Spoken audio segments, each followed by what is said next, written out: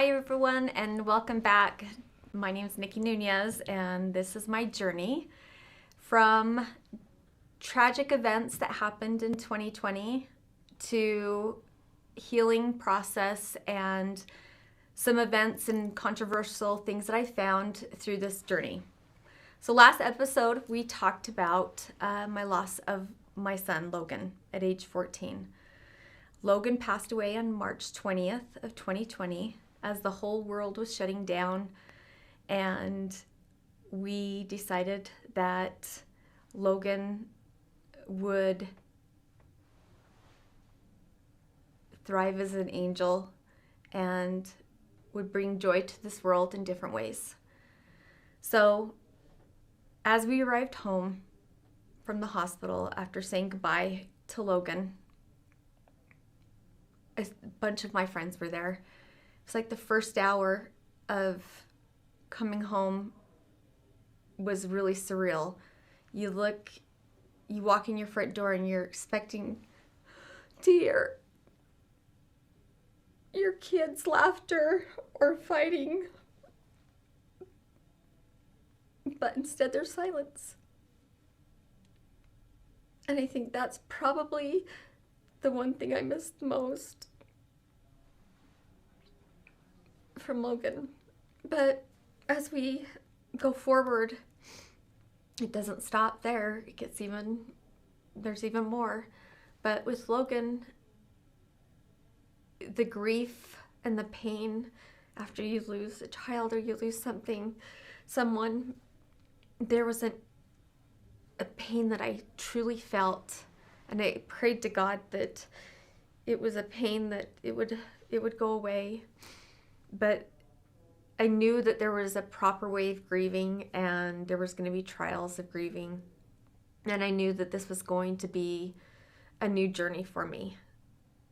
Being that I'm headstrong and a women in business, there wasn't much time for me to be home and grieving. I took about a month off and really sat down and I started hiking and making videos and recording my journal every day.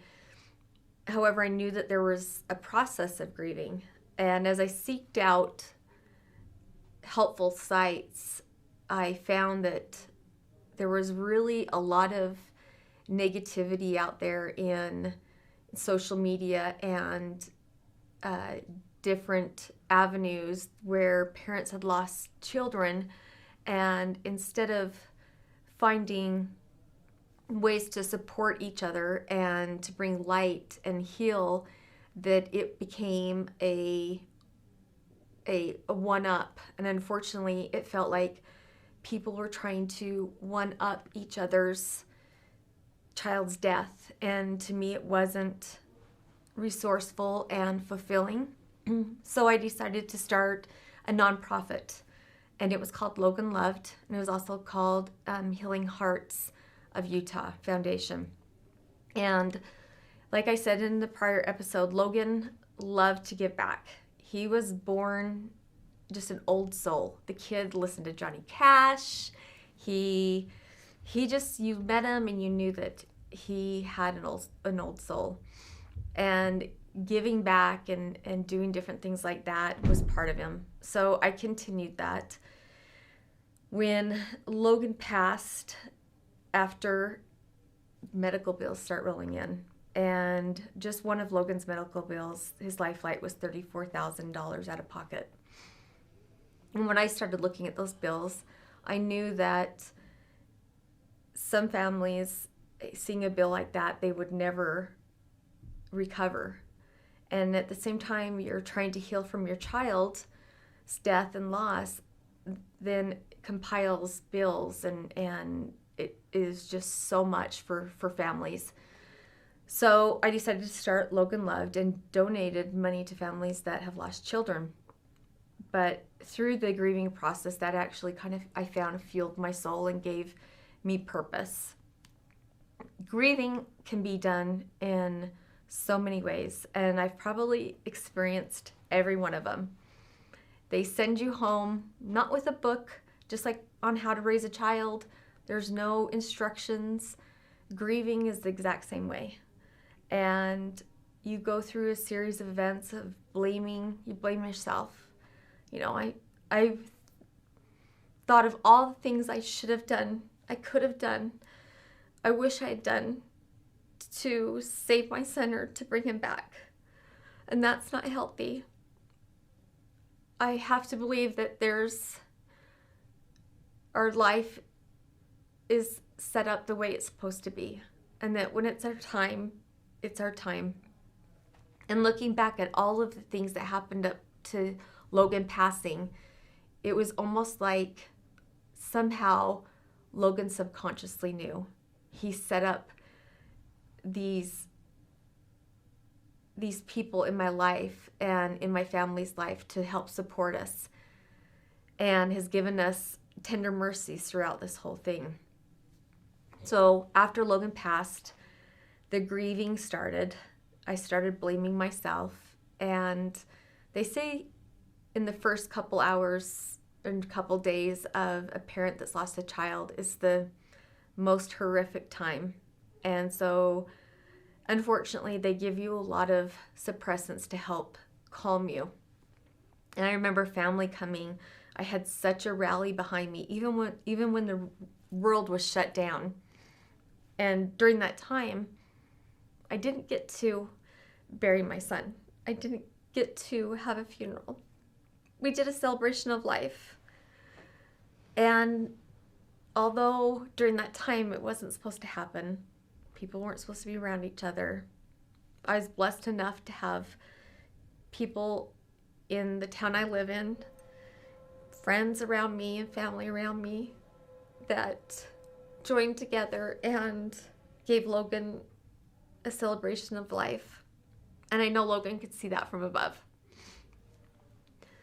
So going back to where the feelings and the blame and the guilt of losing a child comes in and healthy healing, that's where I had to start. And I decided to start my journal. I started hiking. Found that I was really grounded and loved rocks, weird enough. I started painting rocks. And oddly enough, I would have people come in my life that I felt were put there for a purpose. After blaming myself for my son's death, I went on to guilt. And guilt is just as bad as blaming yourself. Guilt of not being there to raise a child. The guilt of losing your child. The guilt of never being able to see your child graduate. Or to see your child's babies.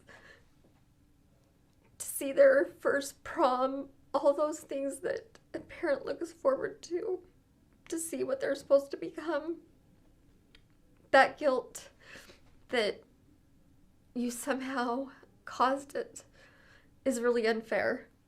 And I hope that other parents have lost children or have lost a loved one, they're able to look at that and go and know that it isn't your fault, and that when it's your time, it's your time. It doesn't help the pain.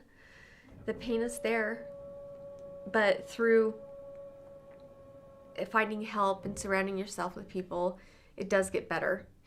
Your first year is so hard. And after feeling guilt, you have so many other series of emotions that you go through. You start processing, and your mind amazingly blocks out tragedy, and your mindset protects you from events so that you're able to take those and process them in a different series, so it's not all at one time. So when Logan passed away, just now and just through these episodes, am I able to remember and talk to some of my closest friends and family that were there during the whole tragedy? Am I able to remember some of the things that happened? And I remember hiking, and I remember talking to Logan, and you can have healthy talks and praying. There is no proper religion. I feel like Logan no matter what, would have gone to heaven, and I feel that all children go there. This isn't the end of all the feelings that I've gone through with Logan, but giving back and helping other families and meeting with families that have lost children has been part of my journey. And it was only shortly after Logan's passing that another horrific event would happen in less than a month.